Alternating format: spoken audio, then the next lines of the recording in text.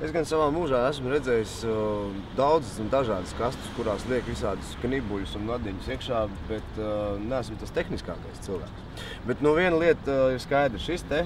Tas, kas ir salikts Nissan Juke bagāžniekā, šobrīd atbild par tām lietām, lai Radio Star FM ēters ritētu savu gaitu, bet nedaudz neierastākā vidē.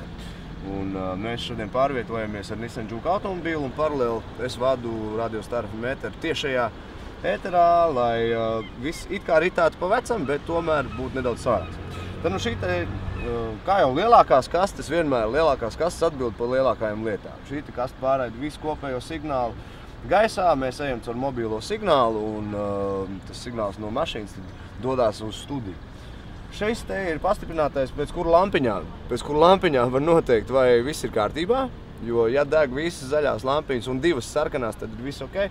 Ja kāda no lampiņām pēkšņi izpaliek, tas nozīmē, ka kaut kas ir jārestartē un uz kādu laiku mēs esam ķibelē, tā kā nelielā, bet tās viss ir nianses.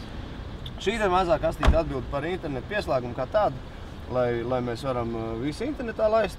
Un tad, protams, vadu gali dažādi un zili un lilā, zaļi un lilā un melni. Un tad šitā pēdējā kastīte atbild par to, lai mikrofons, kas atkal tur atrodas iekšā pie blakus sēdētāja uz krēsla, kuras arī pats sēž šobrīd, kamēr braucam, šī kastīte vienkārši savieno mikrofons ar visu pārējo.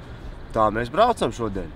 Tā es braucu no 10 līdz 11, Maija no 1 līdz 2, un Ants Klinsons arī savā braucamajā laikā autopilotā Radio Star FM Viļņos. Paliec uz Viļņu!